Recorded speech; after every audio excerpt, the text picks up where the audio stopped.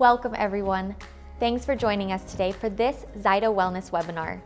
These webinars are a great place to come to get valuable information about wellness from a variety of holistic health experts.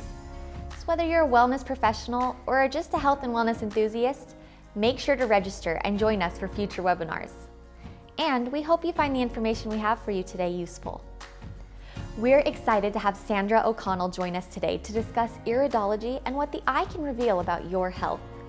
Along with being a naturopath, Dr. O'Connell is a practitioner of herbal medicine and is certified in nutritional therapy, flower essences, aromatherapy, massage therapy, and of course, iridology. Dr. O'Connell has assessed over 20,000 eyes in the last 15 years and has gained incredible experience in this field. Currently, she consults clients online and also conducts iridology courses. Sandra, thanks so much for joining us today. To start off, can you maybe just share a little bit about yourself and how you got into this field? Okay, so I studied at the Australian College of Natural Medicine, and part of the degree is actually studying iridology. So I chose a family member to actually do a case study on, and I looked at her eyes and there was a marking in there that indicated an aneurysm. So we just laughed it off and thought it was hocus pocus, thought nothing of it until several years later she actually did have an aneurysm, but thank God she's with us today.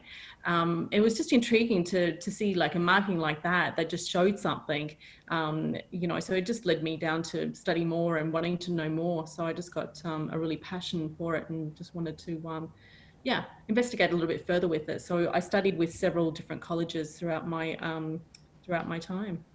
Wow, that's incredible. What a cool story. What else can you tell us? What interests you the most about iridology? Well, it's just amazing the tool that you can do, because the coloured portion of the actual iris itself is like your genes. It's 3 generations behind you.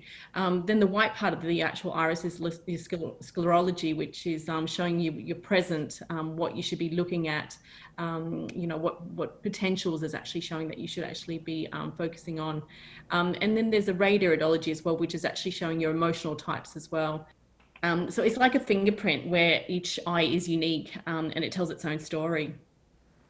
Wow, that's so every eye is different. Every eye. Yep, every eye is unique and every eye is different. So you never ever see 2 eyes exactly the same. So you'll actually see like a mother and a daughter come in, and they've got different patterns, but some similar features about the actual iris. And it could be that they both got blue irises or something like that. So that could be a generational thing, or they could both actually have like a marking in the kidney.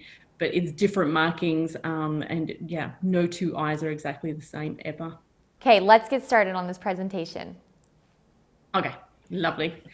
Well, look, Tori, thanks so much for having me, and hello and welcome to everyone. And I do hope you enjoy my presentation about iridology. I'm Sandra O'Connell, a herbalist, naturopath, and iridologist, as Tori did mention. So as I said in my intro, how I became to study was actually due to a family member having a marking in her iris.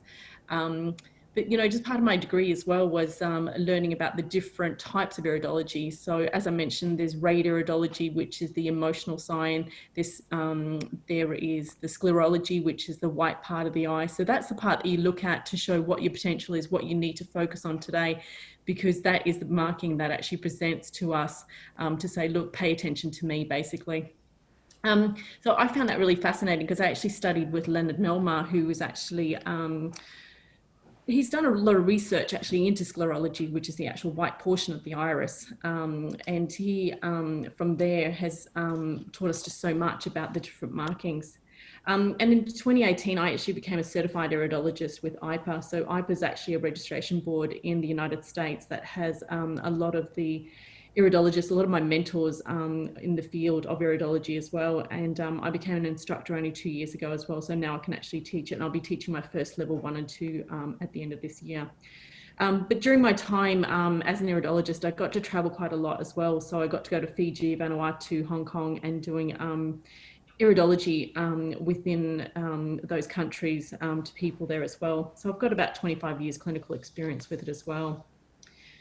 So what is iridology? It's a scientific study of the iris, the coloured portion of the actual eye. So just like reflexology, there's different parts and different markings on the actual foot, and they're related to different organs of the body. It's the same with an iris. So, but however, with iridology, it's our genetics. It's actually 3 generations behind us that we're looking at. And as I mentioned, sclerology is the present. It's the things that you need to pay attention to. And radio iridology is fascinating. It's the study of the iris. However, it reflects your personality of each individual. So just a little bit about the history of it. It's thought to have been discovered in 1000 BC, so where the Egyptians depicted the iris. And it's also stated that 450 BC iris diagnosis was actually taught at the Hippocrates Medical School. However, it wasn't until the 17th century that the description of iridology was published. And I'm not sure if anyone's heard the story, but von Pesky, who was actually famously known for he's a father of iridology that we refer to, and he's a physician from Budapest, but he originally pioneered in the field. And the story goes that he actually found an owl in his backyard who had actually broken a leg, and a marking actually appeared in the actual iris.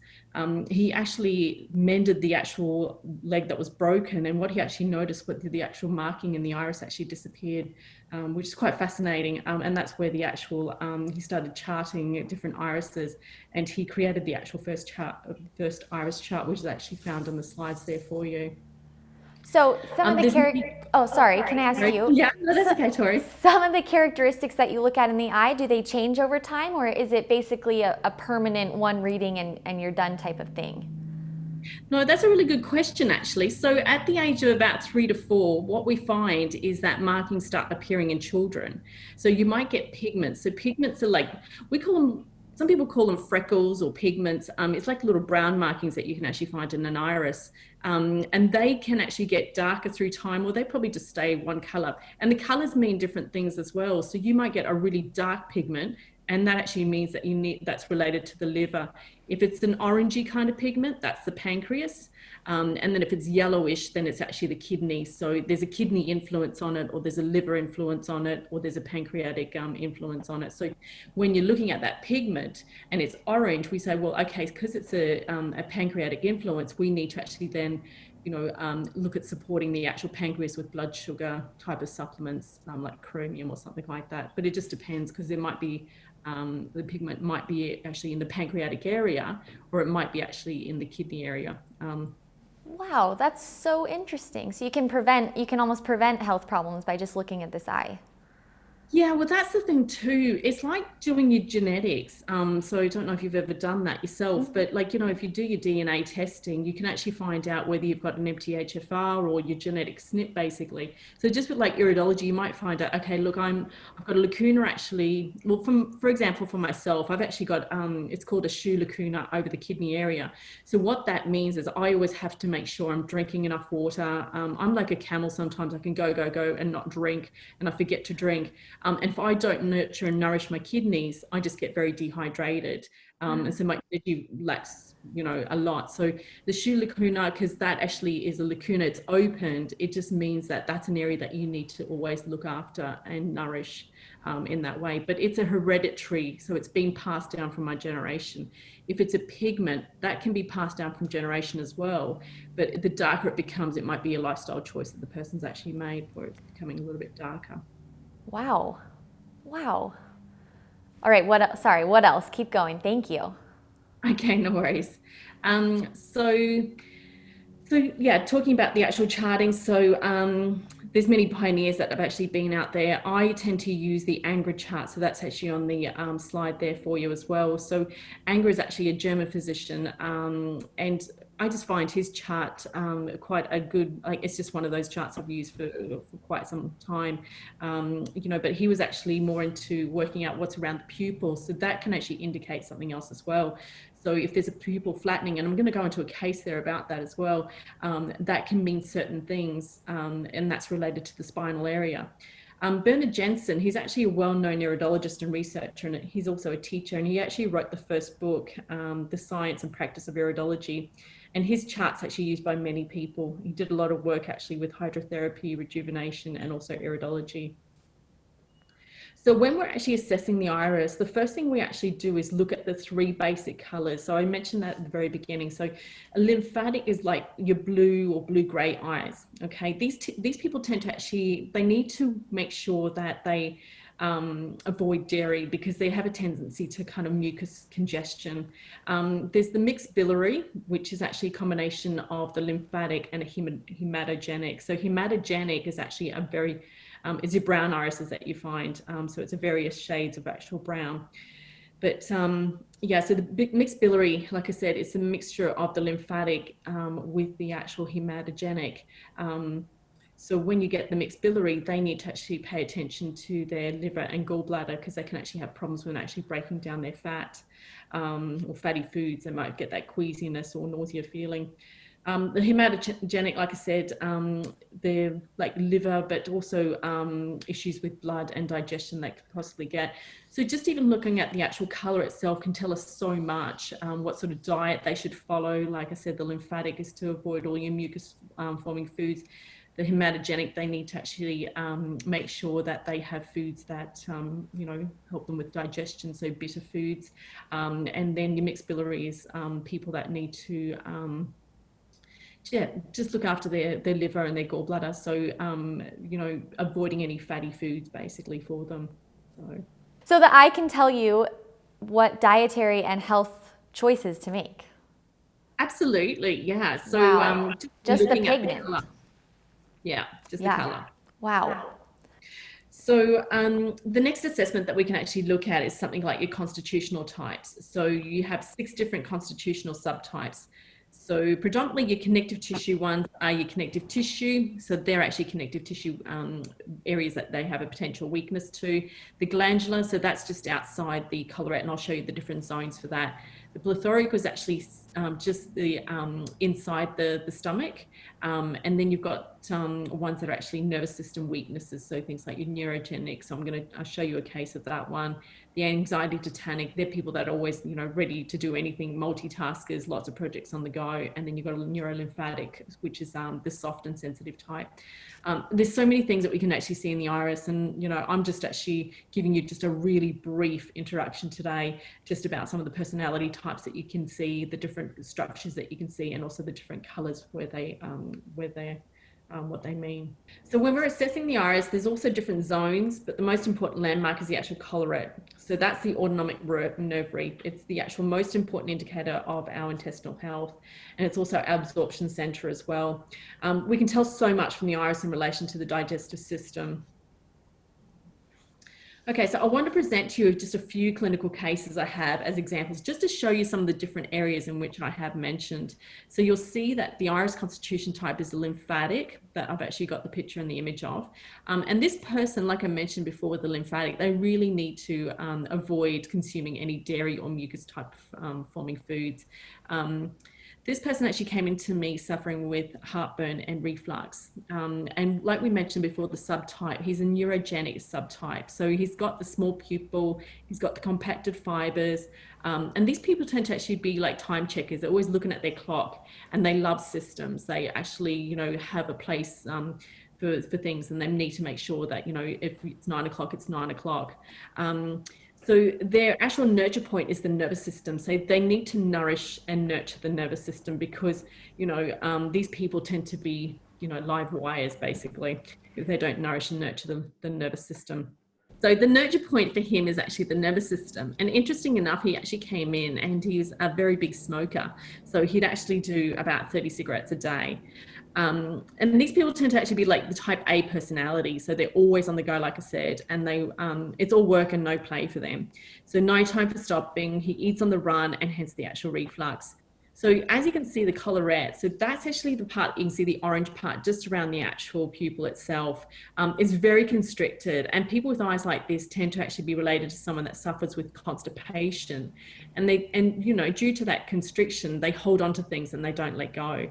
So it's small things like that you can tell about a person's personality type as well. So if you just actually have that small detail to be able to help them and tell them, you know, you can just help them so much, because his reflux is just basically telling him, you know, okay, because you have that tightening around the constricted collarette, it's a good idea just to stop, rest, digest, just the simple things that you can actually teach people what to do.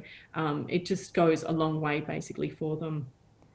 That's amazing. So it not only helps with dietary and health concerns, but you can also, it's almost a psychological diagnosis, help them become better humans. Well, yeah, just actually helping them emotionally, like teaching them the right patterns to actually follow. Because it's like I mentioned before, the genes. So the environment pulls the trigger, they always say. So if you don't actually look after, the genetics that you're blessed with, there's things that you can actually cause lots of detriment to as well then. Right, right. Okay, so another case I'm going to show you is the difference with the collarette. So this is actually a distended collarette. So this is person also potential for constipation, but this is due to the lack of tone because as you can see, the pupil's quite enlarged.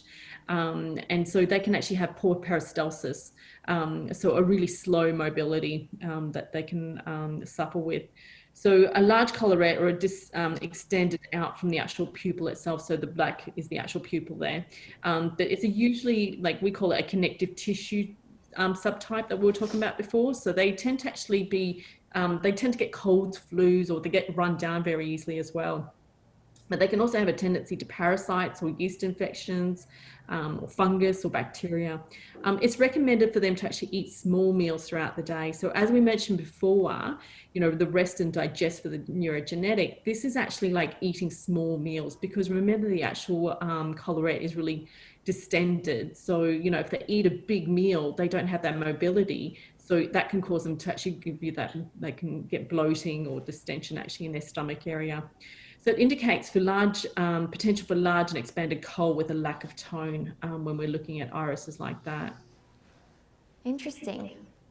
Yeah. So as I mentioned to you at the beginning, the pupil, I was mentioning how we actually have different indications on there. So the pupil actually shows us things also. And this is a patient that I've got that came to me and saw me as a naturopath. And he actually had on his intake form depression. He was clinically depressed. And he didn't actually send his photos of his irises. And so I did actually say to him, after we'd actually had the consultation, I said, look, can you send them on to me just so I can have a look? And interesting enough, it actually showed a superior flattening, which is actually a flattening just on the actual top of the actual pupil. And that, when you see that, it indicates depression, that people can actually be suffering that because they've got that compaction actually happening with the spinal cord.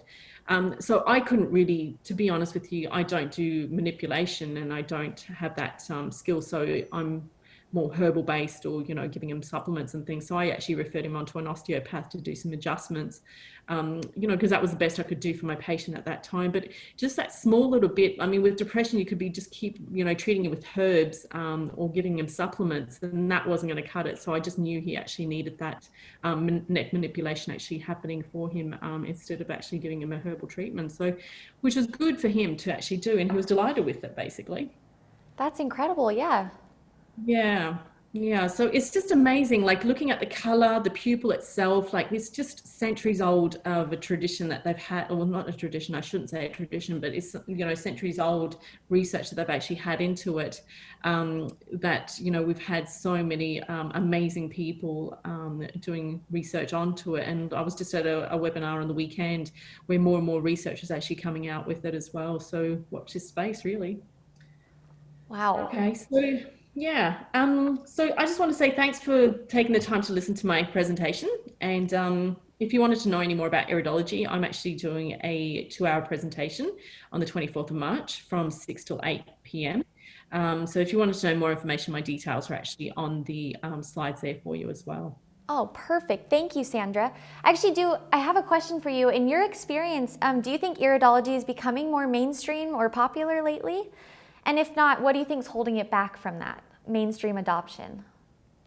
I don't think it's mainstream. Like, I mean, more chiropractors are definitely using it, Tori. Just for the manipulation, to help people with their back problems. I don't think we see it commonly in doctor surgeries to be, using it there. But, it's one of those things. In Australia, we did quite a bit, and I've moved over to Ireland now, and there's not too many people practicing iridology.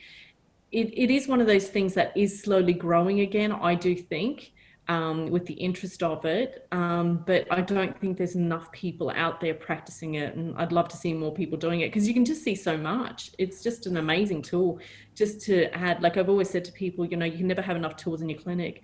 So if someone came into you, if you just looked at their eyes and went, okay, you shouldn't be following if you've got a blue iris, you shouldn't actually, be doing all your sugar or your dairy because it's just not agreeing with you, or a mixed biliary, focus on the liver, focus on the gallbladder, as I mentioned. So yeah, you can just actually help with small things like that, which is just amazing.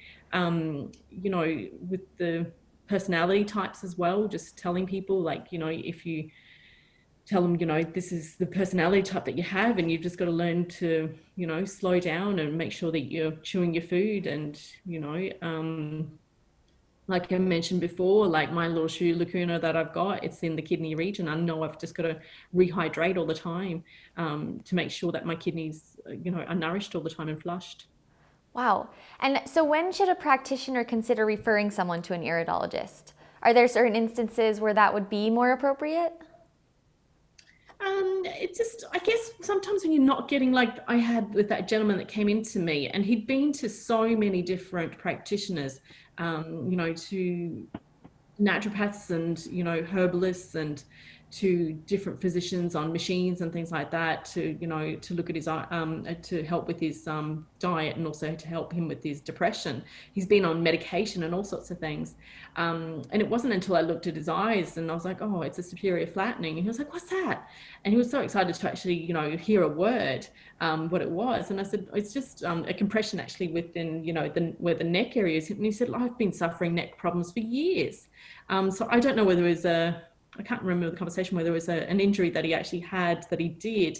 But, you could be just keep going around and around in circles, and the patient's like, I'm not getting any better. I'm just feeling the same. And, if we kept giving him herbs, he'd be kind of feeling okay for a little while, but then he'd be back into where he was feeling before.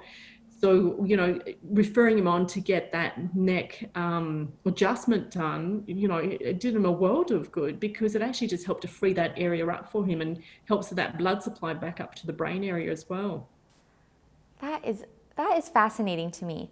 As you mentioned, you're already using herbology, but what are some other things you do in your practice that complement the iridology? I use a lot of flower essences in with my herbal medicines. So I will actually add flowers just to actually help to unlock that subconsciousness for people, because they just get like this trapped emotional feeling sometimes, where they find that, like they might be just a little bit of a worrier, and they constantly, especially with the lockdown and things like that at the moment, where they're feeling that whole fear, that whole worry, just a little bit of stress. So I find like just giving them flower essences. One that I love to use is the Australian ones, being Australian myself, but Crowia, which is like really good for the worrier. And it's just so nice that it actually helps that mind chatter. It actually helps with people with the worrying feeling that they have. And I just put that into my herbal remedies. And I've just actually started working with different creams and potions and lotions, basically, to help with people like different needs. So dry skin and just rehydration in that kind of way as well. And I've just actually started cranial sacral therapy, which is just an amazing treatment. It was just during lockdown, so I haven't been able to get my hands on anyone here in Ireland. So we've got quite strict lockdown measures at the moment, so which is unfortunate. But so it's just a few things that I'm actually using at the moment. So flower remedies are something that a lot of ZYTO practitioners use to complement our perception reframing technology and to help the mind shift emotionally. Can you explain how you use them in your practice? Yeah, Tori, I actually use mine in my herbs. So I will add it to my herbal remedies for people instead of them actually taking it separately, or they can actually take it separately. And I just find it actually works synergistically with the herbs with the actual flower essences. Wow, that's great. Well, Sandra, thanks so much for joining us today. Tori, thank you so much for having me. I've really enjoyed it. So I appreciate your time. I'm sure that lots of people like me have no idea about iridology, and so it was so interesting to learn all these things. I want to go research it all day. Okay, enjoy. Thanks, Tori. All right, thanks, Sandra. We'll see you. Mind yourself. Thanks. Bye. Sandra, thanks so much for joining us today. We really appreciate you sharing this information with us. I think there are a lot of people like me that don't know much about iridology, so it's great to hear about what it is and what it can do for people. Again, if you want to reach out to Sandra, her information is on the screen. Before we end this webinar, we just wanted to remind you about the ZYTO remote scanning. This is an amazing tool, especially during these times, that allows you to scan clients and run EVOX sessions remotely from anywhere with an internet connection. And it's included in the Balance, Select, Elite, and EVOX software.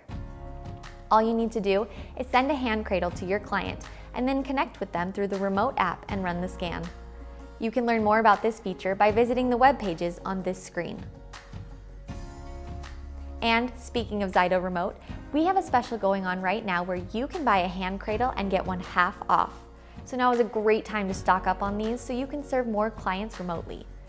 You can visit ZYTO.com/hand-cradle-promo to learn more about this special and to order. Another thing we want to mention is our current Select and Elite promo. With any purchase of these systems, we're adding the digestion and hydration biosurveys for free. That's a $750 value. And you can take advantage of that by visiting ZYTO.com/pro-promo. Our next webinar is next month on April 7th at 10 a.m. Mountain Standard Time. So make sure to register for that at ZYTO.com/webinars.